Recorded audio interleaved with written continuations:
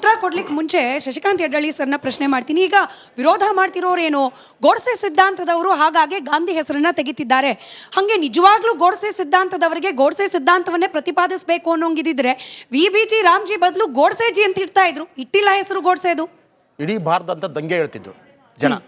ನೀವು ಒಬ್ಬ ಗಾಂಧಿ ಹಂತಕನ ಹೆಸರನ್ನು ನೀವು ಇಟ್ಟಿದ್ರೆ ಅಂತ ಜನ ಒಪ್ಕೊಳ್ಳೋದಿಲ್ಲ. ಅವರು ಯಾವತ್ತೂ ಹಲವಾರು ಸರ್ತಿ ಪ್ರಯತ್ನಗಳನ್ನ ಮಾಡಿದ್ರು ಸಹಿತ ಇವತ್ತವರೆಗೂ ಜನರು ಗಾಂಧಿಯನ್ನು ಎದೆಯಲ್ಲಿ ಆತ್ಮದಲ್ಲಿ ಇಟ್ಕೊಂಡಿದ್ದಾರೆ. ನಮ್ಮ ಭಾರತದ ಜನ ಇವತ್ತವರೆಗೂ 185 ದೇಶದಲ್ಲಿ 150 ದೇಶದಲ್ಲಿ ಗಾಂಧಿ ಪ್ರತಿಮೆಗಳಿದ್ದಾವೆ, ಗಾಂಧಿ ಅಧ್ಯಯನ ಕೇಂದ್ರಗಳಿದ್ದಾವೆ. ಅದು ಬಿಟ್ಟರೆ ಬೇರೆ ಯಾವ್ದಾದ್ರು ಒಬ್ಬರ ನಾಯಕನ ಹೆಸರನ್ನು ಹೇಳಿ ಬೇರೆ ಬೇರೆ ದೇಶಗಳಲ್ಲಿ ಬೇರೆ ಬೇರೆ ಮೂರ್ತಿಗಳು ಪುತ್ಥಳಿಗಳು ಇರೋದನ್ನ. ಗಾಂಧಿ ಅನ್ನೋದು ಬರೀ ಭಾರತಕ್ಕೆ ಮಾತ್ರ ಅಲ್ಲ, ಇಡೀ ವಿಶ್ವಕ್ಕೆ ನಿಜವಾದ ವಿಶ್ವಗುರು ಏನಾದರೂ ಇದ್ರೆ ಮಹಾತ್ಮ ಗಾಂಧಿ ಮಾತ್ರ ಅನ್ನೋದು ನೆನಪಿಟ್ಕೊಳ್ಳಿ. ಇವಾಗ ಮಹಾತ್ಮ ಗಾಂಧಿಯವರನ್ನು ನಾಥುರಾಮ್ ಗೋಡ್ಸೆ ಹೆಸರಲ್ಲಿ ಹಿಂದುತ್ವವಾದಿಗಳು ಕೊಂದರು. ಆ ನಂತರ ಗಾಂಧಿಯವರ ಒಂದು ನಿಮಿಷ ಇರಿ, ನಾನು ಹೇಳ್ತೀನಿ. ಹಿಂದುತ್ವವಾದಿ ನಾನು ಹಿಂದುತ್ವವಾದಿ ಅಲ್ಲ, ಇಟ್ಕೊಳ್ಳಿ. ನಾನು ಹಿಂದುತ್ವವಾದಿ ಅಲ್ಲ, ಹಿಂದೂ ಬೇರೆ ಹಿಂದುತ್ವವಾದಿ ಬೇರೆ, ನೆನಪಿಟ್ಕೊಳ್ಳಿ. ಅರ್ಥ ಆಯ್ತಾ? ಮೊದಲು ನಾನು ಮಾತಾಡಕ್ ಬಿಡಿ, ಆಮೇಲೆ ನೀವು ಮಾತಾಡ್ಕೊಳ್ಳಿ. ನೀವು ನಾನು ಧರ್ಮ ಅಲ್ಲ ನಾನು ಹೇಳ್ತಾ ಇರೋದು, ಇಲ್ಲಿ ಇರೋದು ಹೇಳ್ತಾ ಇರೋದು ಹೊಂದಿರ್ತಕ್ಕಂಥವ್ರು. ಯಡ್ಡಳ್ಳಿ ಸರ್ ಅಬ್ಜೆಕ್ಷನ್ ಇರೋದು ಹಿಂದುತ್ವವಾದಿಗಳು ಗಾಂಧಿಯನ್ನ ಕೊಂದ್ರು ಅನ್ನೋ ಮಾತನ್ನ ವಾಪಸ್ ತಗೊಳ್ಳಿ ಅಂತೇಳಿ. ಕೊಂದದ್ದು ಗೋಡ್ಸೆ, ಅದನ್ನ ಹೇಳಿ ಮುಂದುವರ್ಸಿ. ಒಂದ್ ನಿಮಿಷ ಕೇಳಿದ್ದು ನಿಜವಾಗ್ಲೂ ಗಾಂಧಿಯನ್ನ ವಿರೋಧಿಸಿ ಗೋಡ್ಸೆಯನ್ನೇ ಆರಾಧಿಸಬೇಕು ಅಂತಿದ್ರೆ ಗೋಡ್ಸೆ ಹೆಸರು ಅಥವಾ ಗಾಂಧಿ ಹೆಸರು ತೆಗೆದು ಬೇರೆ ಏನೋ ಹಿಂದುತ್ವದ ಹೆಸರು ಇಡ್ತಾ ಇದ್ರು. ಇಡುವ ಸಾಧ್ಯತೆಗಳು ಇಲ್ಲ, ಇದ್ರೂ ಜನ ಒಪ್ಪೋದಿಲ್ಲ ಅಂತ ಈಗ ಮುಂಚೆ ನಾನು ಹೇಳಿದ್ದೇನೆ. ಆದ್ದರಿಂದ ಮಹಾತ್ಮ ಗಾಂಧಿಯವರ ನೀವು ಎಷ್ಟು ಬೇಕಾದಷ್ಟು ವರ್ಷಗಳಾಗ್ಲಿ ಅವರನ್ನ ನಮ್ಮ ತಲೆಯಿಂದ ಮೆದುಳಿನಿಂದ ತೆಗಿಯಕ್ಕೆ ಸಾಧ್ಯತೆಗಳಿಲ್ಲ. ಜನರು ಅದಕ್ಕೆ ಅವಕಾಶ ಮಾಡಿಕೊಟ್ರೆ ಇರ್ತಾರೆ, ಜನರು ಮಾಡೋದಿಲ್ಲ ಅಂತ ನಾನು ಹೇಳಕ್ ಬಂದಿರೋದು. ನಾಥುರಾಮ್ ಗೋಡ್ಸೆ ಗಾಂಧಿಯನ್ನು ಕೊಂದ ಭೌತಿಕವಾಗಿ. ಆ ನಂತರ ಬಂದಿರತಕ್ಕಂಥ ಕಾಂಗ್ರೆಸ್ಸಿಗರು ಗಾಂಧಿ ಹೆಸರನ್ನು ಬಳಸ್ಕೊಂಡ್ರು, ಗಾಂಧಿ ತತ್ವವನ್ನ ಪಕ್ಕಕ್ಕಿಟ್ರು. ಆ ನಂತರ ಬಂದಿರತಕ್ಕಂಥ BJP ಅವ್ರು ಏನು ಮಾಡಿದ್ರು, ಇವಾಗ ಗಾಂಧಿ ಹೆಸರಾದ್ರೂ ಯಾಕೆ ಬೇಕು, ಅದನ್ನೇ ಬದಲಾಯಿಸ್ಬಿಡೋಣ. ನಮ್ಮ ಭಾರತೀಯರ ಸ್ಮೃತಿ ಪಟಲದಲ್ಲಿ ಗಾಂಧಿಯನ್ನ ಸಾವಕಾಶವಾಗಿ ಅಳಗಿಸ್ತಾ ಬರೋಣ ಅನ್ನುವ ಒಂದು ಆಲೋಚನೆಯಿಂದಾಗಿ ಈ ಕಾಯ್ದೆ ಸುಧಾರಣೆಯೂ ಅಲ್ಲ, ಬದಲಾವಣೆಯೂ ಅಲ್ಲ, ಇಡೀ ಕಾಯ್ದೆ ಸಮಗ್ರವಾಗಿ ಪೂರ್ತಿಯಾಗಿ ಬದಲಾಗಿದೆ. ಏನು ಮನ್ರೇಗಾ ಆಶಯ ಇತ್ತು, ಆ ಆಶಯ ವಿರುದ್ಧವಾದಂತಹ ಆಶಯಗಳನ್ನು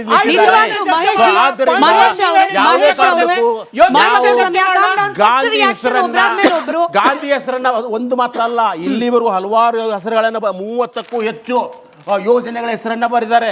ಇವರು ಏನೋ ಸ್ವಚ್ಛ ಭಾರತ್ ಅಂದ್ರು. ಸ್ವಚ್ಛ ಭಾರತ್ ಏನು, ನಿರ್ಮಲ ಭಾರತ ಅಭಿಯಾನ್ ಮುಂಚೆನೆ ಇತ್ತು, ಅದಕ್ಕೆ ಬರೀ ಹೆಸರನ್ನು ಮಾತ್ರ ಬದಲಾಯಿಸಿದ್ರು. ಒಂದಲ್ಲ,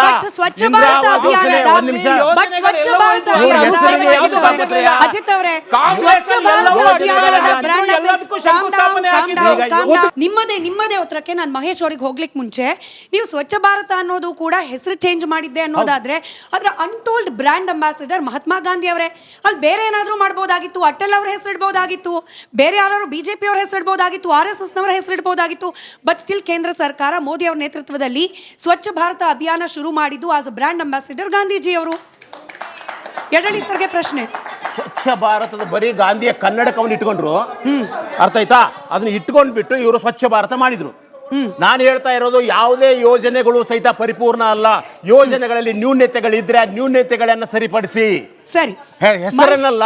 ಮಹೇಶ್ ಅವರೇ, ನಿಜವಾಗ್ಲೂ ಮೋದಿ ಅಥವಾ BJP ಅಥವಾ RSS ಬೆಂಬಲಿತ ಏನ್ ಆರೋಪ ಬರುತ್ತೆ ಆ ರೀತಿಯಲ್ಲಿ RSS ಬೆಂಬಲಿತ BJPಗೆ ಗಾಂಧಿ ಅವರ ಹೆಸರನ್ನ ಇತಿಹಾಸದಿಂದ ತೆಗೆಸಬೇಕು ಅನ್ನೋದೇ ಇಂಟೆನ್ಷನ್ ಆಗಿದ್ದಿದ್ರೆ ಗಾಂಧೀಜಿಯವರ 150ನೇ ಜನ್ಮದಿನಾಚರಣೆಗೆ ನ್ಯೂಯಾರ್ಕ್ ಟೈಮ್ಸ್ ನಲ್ಲಿ ಆರ್ಟಿಕಲ್ ಬರೆದವ್ರು ಯಾರು?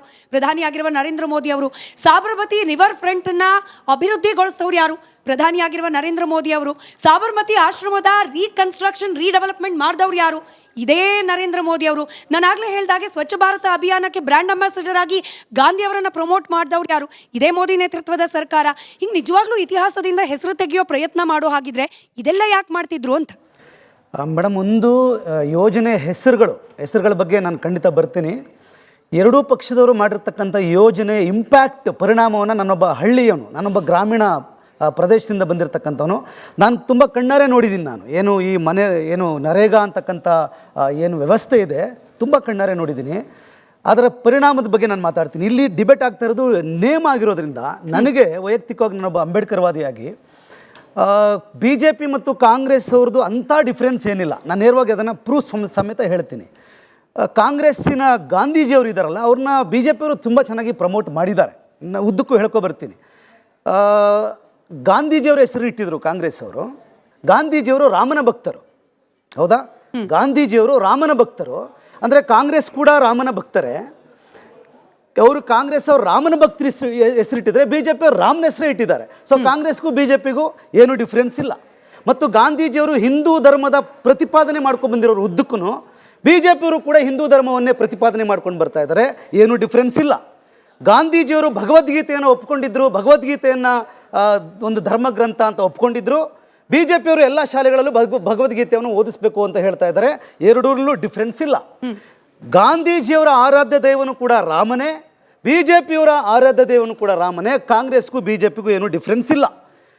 ಗಾಂಧೀಜಿಯವರು ಧರ್ಮವನ್ನು ಬಿಟ್ಟು ರಾಜಕಾರಣ ಮಾಡಬಾರ್ದು ಅಂತ ಹೇಳ್ತಾರೆ. BJPಯವರು ಕೂಡ ಧರ್ಮದ ಜೊತೆಗೆ ರಾಜಕಾರಣವನ್ನು ಮಾಡ್ತಾ ಇದ್ದಾರೆ. ಎರಡೂ ಡಿಫ್ರೆನ್ಸ್ ಇಲ್ಲ. ಗಾಂಧೀಜಿಯವರ ಕನಸು ರಾಮರಾಜ್ಯ ಆಗಿತ್ತು, ಈಗ BJPಯವರು ಹೇಳ್ತಾ ಇರೋದು ಕೂಡ ರಾಮರಾಜ್ಯನೇ. ಕಾಂಗ್ರೆಸ್ಗೂ BJPಗೂ ಯಾವುದೇ ಡಿಫ್ರೆನ್ಸ್ ಇಲ್ಲ. ಗಾಂಧೀಜಿಯವರು ಜಾತಿ ವ್ಯವಸ್ಥೆಯನ್ನು, ವರ್ಣಾಶ್ರಮ ಪದ್ಧತಿಯನ್ನು ಒಪ್ಕೊಂಡಿದ್ರು. BJPಯವರು ಕೂಡ ಅದನ್ನು ಮುಂದುವರಿಸ್ಕೊಂಡು ಬರ್ತಾ ಇದ್ದಾರೆ. ಕಾಂಗ್ರೆಸ್ಸಿನ ರಾಮ, BJPಯ ರಾಮ ಇಬ್ಬರು ಬೇರೆ ಬೇರೆ ಅಲ್ಲ, ಒಂದೇ ರಾಮ, ಒಂದೇ ಮನಸ್ಥಿತಿ. ಇವರಿಬ್ಬರು ಹೆಸರು ಚೇಂಜ್ ಮಾಡಿದಾರೋ ವಿನಃ. ಬನ್ನಿ ಹಳ್ಳಿ ಕರ್ಕೊಂಡು ಹೋಗ್ತೀನಿ. ಎಷ್ಟು ಜನ ಉದ್ಯೋಗ ಇಲ್ಲದೆ ನರಳ್ತಾ ಇದ್ದಾರೆ, ಎಷ್ಟು ರೈತರು ಆತ್ಮಹತ್ಯೆ ಮಾಡ್ಕೊಳ್ತಾ ಇದ್ದಾರೆ. ಬರೀ ಕೇವಲ 100 ದಿನ ಜಾಬ್ ಕೊಡ್ತೀನಿ ಅಂತ ಹೇಳ್ತಾ ಇದ್ದಾರೆ. ಆ 100 ಜನನೂ ಕೂಡ ಜಾಬ್ ಸಿಗ್ತಾ ಇಲ್ಲ. ಇದನ್ನು ಕೇವಲ ಇವರು ಓಟಿಗೋಸ್ಕರ ನಾವು ಗಾಂಧೀಜಿಯವ್ರ ಹೆಸರಿಡ್ತೀವಿ, ನಾವು ರಾಮನ ಹೆಸರಿಡ್ತೀವಿ. ಹೆಸರಂಗೆ ಯಾರು ಇರಲಿ ಮಾರಾಯರ, ಹಳ್ಳಿ ಜನಕ್ಕೆ ಉದ್ಯೋಗ ಸಿಗ್ತಾ ಇದೆಯಾ? ಸಂವಿಧಾನ ಏನು ಹೇಳ್ತದೆ? ಯಾವುದೇ ಒಂದು ಆ್ಯಕ್ಟ್ ತಂದರೆ, ಒಂದು ಕಾಯ್ದೆ ತಂದರೆ ಆ ಜನರ ಜೀವನ ಮಟ್ಟವನ್ನು ಸುಧಾರಿಸೋ ಮಟ್ಟಕ್ಕೆ ಇರಬೇಕು. ಜನರ ಜೀವನ ಮಟ್ಟ ಸುಧಾರ್ತಾ ಇಲ್ಲ. ಇಲ್ಲೇನಾಗ್ತಾ ಇದೆ, ಹೆಸರುಗಳ ಆಧಾರದ ಮೇಲೆ ನಾವು ಹೆಸರಿಟ್ಟಿದ್ದೀವಿ, ಜಾಬ್ ಕೊಟ್ಟಿದ್ದೀವಿ, ನಮಗೆ ಓಟ್ ಹಾಕಿ ಅಂತ ಕಾಂಗ್ರೆಸ್ ಅವರು ಹೇಳಿದ್ರೆ, ಇಲ್ಲ ಇಲ್ಲ ನಾವು ಹೆಸರಿಟ್ಟಿದ್ದೀವಿ, ಜಾಬ್ ಕೊಡ್ತೀವಿ, ನಮಗೆ ಓಟ್ ಹಾಕಿ ಅಂತಕ್ಕಂಥದ್ದು. ಹಾಗಾಗಿ ಇದು ಎರಡೂ ಪಕ್ಷಗಳ ಓಟಿನ ರಾಜಕಾರಣವೂ ವಿನಃ, ಎರಡೂ ಪಕ್ಷಗಳು ನೀಟಾಗಿ ಓಟಿನ ರಾಜಕಾರಣ ಮಾಡ್ತಾ ಇದ್ದಾರೆ ವಿನಃ ಕಾಂಗ್ರೆಸ್ ಮತ್ತು BJPಗೆ ಯಾವುದೇ ಡಿಫ್ರೆನ್ಸ್ ಇಲ್ಲ. ಕಾಂಗ್ರೆಸ್ಸಿನ ರಾಮ, BJPಯ ರಾಮ ಎರಡೂ ಕೂಡ ಒಂದೇ ಅಂತಕ್ಕಂಥದ್ದನ್ನ ನಾನು ಇಷ್ಟಪಡ್ತೀನಿ. ಅಲ್ಲಿಗೆ ರಾಮನ ಹೆಸರನ್ನ ಪ್ರಮೋಟ್ ಮಾಡ್ತಿಲ್ಲ, ಬದಲಾಗಿ ರಾಮನ ಹೆಸರನ್ನ ಬಳಕೆ ಮಾಡ್ಕೊಳ್ತಿದ್ದೀರಿ. ಈ VBG ರಾಮ್ಜಿಯಲ್ಲೂ ಕೂಡ ರಾಮನನ್ನ ನಾವು ಇನ್ಕ್ಲೂಡ್ ಮಾಡ್ಕೊಂಡಿದ್ದೀವಿ ಅನ್ನೋದನ್ನು ಓಪನ್ ಆಗಿ ಒಪ್ಕೊಳ್ತಿಲ್ಲ. ಇದರಲ್ಲಿ ಇನ್ಯಾವ ರೀತಿ ಭಯ ಕಾಡ್ತಿದೆಯೋ BJPಗೆ ಗೊತ್ತಿಲ್ಲ. ಒಟ್ಟಾರೆ ಇನ್ ಸಿಂಪಲ್ ಕೇಳೋದಾದ್ರೆ ಯೋಜನೆಯ ಸುಧಾರಣೆ ಓಕೆ, ಹೆಸರು ಬದಲಾವಣೆ ಯಾಕೆ ಅಂತ. ಹೆಸರು ಬದಲಾವಣೆ ಅಜಿತ್ ಅವ್ರೆ ಹಿರಿಯ ಪತ್ರಕರ್ತರು ಏನ್ ಹೇಳಿದ್ರು, ಮಹಾತ್ಮ ಗಾಂಧಿಯ ರಾಮ ಬೇರೆ, BJPಯ ರಾಮ ಬೇರೆ ಅಂತ. ನನಗೆ ಗೊತ್ತಿಲ್ಲ, ನಾನು ಅನ್ಕೊಂಡಿದ್ದು ಮಹಾತ್ಮ ಗಾಂಧಿಯವರು ಮರ್ಯಾದಾ ಪುರುಷೋತ್ತಮ ಪ್ರಭು ರಾಮಚಂದ್ರನನ್ನೇ ರಾಮ ಅಂತ ಒಪ್ಕೊಂಡಿದ್ರು ಅಂತ. ಇನ್ನು ಕಾಂಗ್ರೆಸ್ ಅವ್ರಿಗೆ ಬೇರೆ ರಾಮ ಕಂಡಿದ್ರೆ ಅಥವಾ ಉಳಿದ ವರ್ಗಗಳಿಗೆ ಬೇರೆ ರಾಮ ಯಾರಾದ್ರೂ ಇದ್ರೆ ನಮಗೆ ಗೊತ್ತಿಲ್ಲ. ಅದು ನಮಗೆ ಅಯೋಧ್ಯೆಯಲ್ಲಿ ಯಾರು ಹುಟ್ಟಿದಾನೆ ಪ್ರಭು ಶ್ರೀರಾಮಚಂದ್ರ, ಅವನೇ ರಾಮಚಂದ್ರ. ಅವನು ನಮಗೆ ರಾಷ್ಟ್ರಪುರುಷ. ದೇವರ ಅನ್ನೋದಕ್ಕಿಂತ ನಾವು ಅವನನ್ನು ರಾಷ್ಟ್ರಪುರುಷ ಅಂತೇವಿ. ಅವನ ಬದುಕು ನಮಗೆ ಆದರ್ಶ. ಹಾಗೆ ರಾಷ್ಟ್ರಪುರುಷ ಘೋಷಣೆ ಮಾಡಿಲ್ಲ ಇನ್ನು. ಯಾರು ಬಹುತೇಕ ಅವಶ್ಯಕತೆ ಇಲ್ಲ. ಯಾವುದನ್ನು ಎಲ್ಲ ನಾವು ಒಪ್ಕೊಂಡ್ರೆ ಸಾಕು. ಸರ್ಕಾರ ನೀವೆಲ್ಲ ಮಾಡೋದು ಸರ್ಕಾರ ದೇಶದ ಪ್ರತಿಯೊಬ್ಬರು ರಾಮನನ್ನ ಒಪ್ಕೊಂಡ್ರೆ ಸಾಕು. ರಾಷ್ಟ್ರಪಕ್ಷ ಯಾಕೆ ಹೇಳ್ತೀರಿ?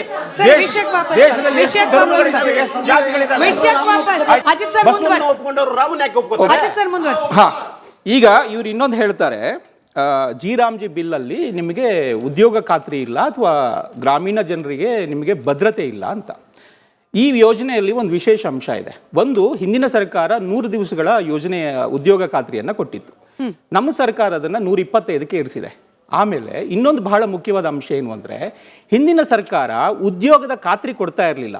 ಈಗ ಯಾವುದೇ ಒಬ್ಬ ಹಳ್ಳಿಯ ವ್ಯಕ್ತಿ ಆ ಪಂಚಾಯತ್ ವ್ಯಾಪ್ತಿಯಲ್ಲಿ ಅವನು ನೋಂದಾವಣಿ ಮಾಡಿಕೊಂಡ್ರೆ ಅವನಿಗೆ ಉದ್ಯೋಗ ಸಿಗದೇ ಇದ್ದರೆ ಅವನಿಗೆ ನಾನು ಉದ್ಯೋಗ ಸಿಗಲಿಲ್ಲ ಅಂತ ಅವನು ಹೋಗಿ ಎದುರುಗಡೆ ಕೂತ್ಕೊಂಡು ಪ್ರೂವ್ ಮಾಡಬೇಕಿತ್ತು. ಆದರೆ ನಮ್ಮ ಸರ್ಕಾರದ ಯೋಜನೆಯಲ್ಲಿ, ನಮ್ಮ ಸರ್ಕಾರದಲ್ಲಿ ಈ ಕಾನೂನಲ್ಲಿ ಏನಿದೆ ಅಂದರೆ, ಈ ಯೋಜನೆ ಜಾರಿಗೆ ಬಂದ ಮೇಲೆ ಒಂದು ವೇಳೆ ಯಾವ ನಿರುದ್ಯೋಗ ವ್ಯಕ್ತಿ ಗ್ರಾಮ ಪಂಚಾಯಿತಿಯಲ್ಲಿ ನಾನು ಉದ್ಯೋಗ ಇಲ್ಲ ಅಂತ ಗುರುಸ್ಕೊಳ್ತಾನೋ ಅವನಿಗೆ ಕೆಲಸ ಕೊಡದೇ ಇದ್ರೆ ಸರ್ಕಾರ ಅವನಿಗೆ ನಿರುದ್ಯೋಗ ಭತ್ಯೆ ಕೊಡಬೇಕು.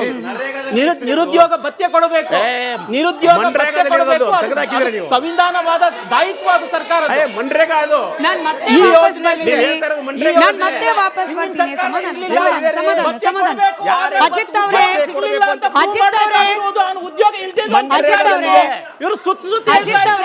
ನಾನ್ ಮತ್ತೆ ಹೇಳ್ತೀನಿ, ನಾವು ಆಲ್ರೆಡಿ ಮಹಾಭಾರತ ಕಾರ್ಯಕ್ರಮದಲ್ಲಿ ಟೆಕ್ನಿಕಾಲಿಟೀಸ್ ಬಗ್ಗೆ ಮಾತನಾಡಿದೀವಿ. ನನ್ನ ಪ್ರಶ್ನೆ ಸಿಂಪಲ್. ಸುಧಾರಣೆ ತನ್ನಿ, ಬೇಡ ಅಂತ ಯಾರು ಹೇಳಿಲ್ಲ. ಹೆಸರು ಬದಲಾವಣೆಯ ಅನಿವಾರ್ಯತೆ ಏನಿತ್ತು? ಗಾಂಧಿ ಅವರ ಅನಿವಾರ್ಯತೆ ಏನಿತ್ತು? ಅಲ್ಲ, ಹೆಸರು ಬದಲಾವಣೆ ಪ್ರಶ್ನೆ ಇಲ್ಲ ಮೇಡಮ್. ಎಲ್ಲಾ ಸರ್ಕಾರಗಳು ಹೊಸ ಹೆಸರುಗಳ ಮೂಲಕ ಯೋಜನೆ ತರ್ತಾರೆ. ಈಗ ಈಗ ಈಗ ಇವ್ರು ಹೇಳ್ತಿದಾರಲ್ಲ ಮಹಾತ್ಮ ಗಾಂಧಿಯನ್ನ ಇವ್ರು ಒಪ್ತಾ ಇಲ್ಲ ಅಂತ. ನಿಮಗೆ ಗೊತ್ತಿರಲಿ, ಮೋದಿ ಅವರು ಬರುವ ತನಕ ಯಾವುದೇ ಸ್ಟೇಟ್ ವಿಸಿಟ್ಗಳು, ಯಾವುದೇ ವಿದೇಶಿ ಗಣ್ಯರು ಭಾರತಕ್ಕೆ ಬಂದ್ರು, ಒಂದು ತಾಜ್ ಮಹಲ್ಗೆ ಹೋಗ್ತಾ ಇದ್ರು, ಇಲ್ಲ ದೆಹಲಿಗೆ ಬರ್ತಾ ಇದ್ರು. ಮೊದಲ ಬಾರಿಗೆ ಚೀನಾದ ಅಧ್ಯಕ್ಷರನ್ನ ಕರ್ಕೊಂಡು ಬಂದು ಸಾಬರ್ಮತಿಲಿ ಕರ್ಕೊಂಡು ಹೋಗಿ ಕೂರಿಸಿದ್ರು ಮೋದಿ. ಗಾಂಧೀಜಿಯವರ ಆಶ್ರಮದಲ್ಲಿ ಕೂರಿಸಿದ್ರು. ಅಲ್ಲಿ ಅವರ ಚರಕ, ಅವರ ಅಲ್ಲಿ ಎಲ್ಲವನ್ನು ವಿಸಿಟ್ ಮಾಡಿಸಿದ್ರು. ಮೊನ್ನೆ ಜರ್ಮನಿಯ ಚಾನ್ಸಲರ್ ಬಂದ್ರು. ಎಲ್ಲಿಗೆ ಬಂದ್ರು? ಗಾಂಧಿಯವರ ಜಾಗಕ್ಕೆ ಬಂದ್ರು. ಹಿಂದೆ ಎಲ್ಲಾಗಿತ್ತು? ಗಾಂಧಿಯವರ ಆದರ್ಶ ತತ್ವಗಳನ್ನ ಪ್ರಮೋಟ್ ಮಾಡೋದು, ಅವರ ಬದುಕಿನ ಅವ್ರು ಹೇಳಿದನ್ನ ಆಚರಣೆಗಳನ್ನ ಮಾಡುವ ಮೂಲಕ, ಬರೇ ಯೋಜನೆಗಳಲ್ಲಿ ಹೆಸರಿಡುವುದರ ಮೂಲಕ ಅಲ್ಲ. ಹೆಸರಿಡುವುದಾದ್ರೆ ಅಂತ 1000 ಹೆಸರಿಡಬಹುದು. ಆದ್ರೆ ಆ ಹೆಸರುಗಳಿಂದ ಏನ್ ಪ್ರಯೋಜನ? ಬದುಕಿನಲ್ಲಿ ಅವರ ಆದರ್ಶಗಳನ್ನು ಪಾಲನೆ ಮಾಡದೇ ಇದ್ರೆ